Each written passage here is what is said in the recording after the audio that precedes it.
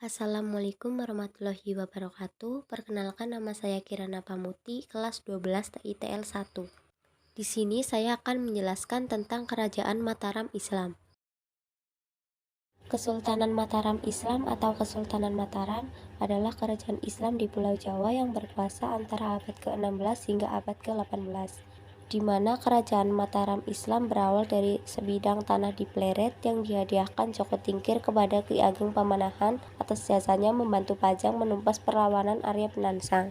Dalam sejarahnya, pendiri Kesultanan Mataram Islam adalah Dana Sutawijaya atau Panembahan Senopati. Dalam perkembangannya, Mataram akan menjadi kerajaan yang kuat dan makmur dengan wilayah yang luas.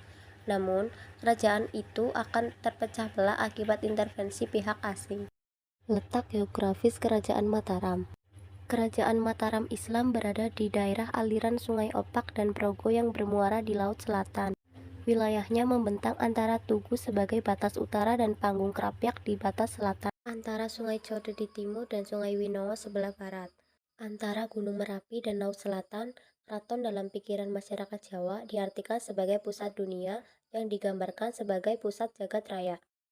Masa kepemimpinan Kerajaan Mataram. Yang pertama yaitu Panembahan Senopati.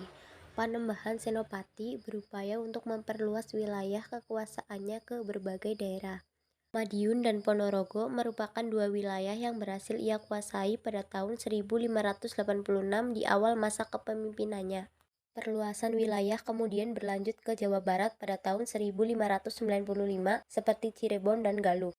Pada tahun 1601, Sutawijaya atau Panembahan Senopati wafat. Kepemimpinannya kemudian digantikan oleh Anyakrawati atau Mas Jolang, putra dari Panembahan Senopati.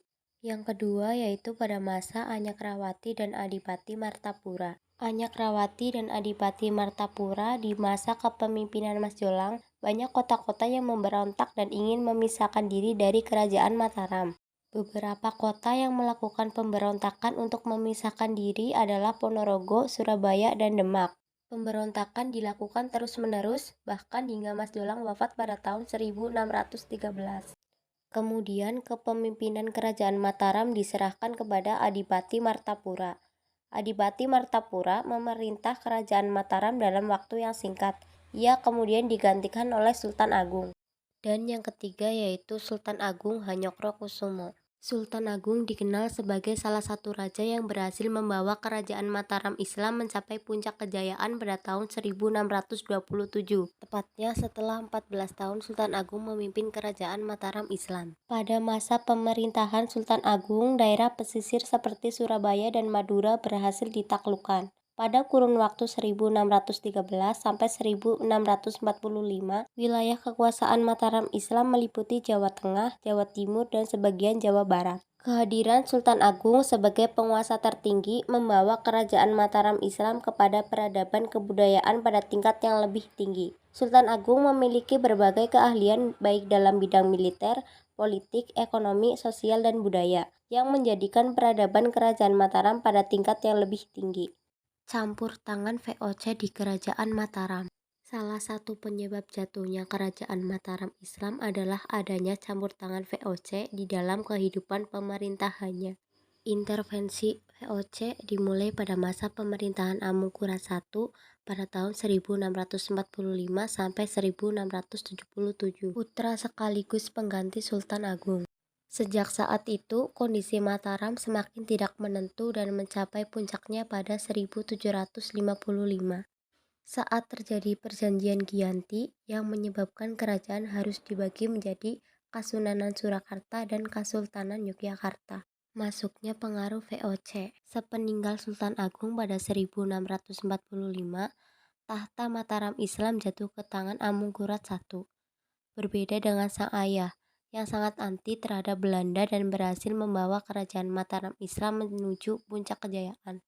Amungkurat I dikenal sebagai raja yang kejam. Tidak hanya itu, Amungkurat I sangat lunak terhadap Belanda, bahkan memilih bersekutu dengan VOC daripada meminta dukungan rakyatnya sendiri.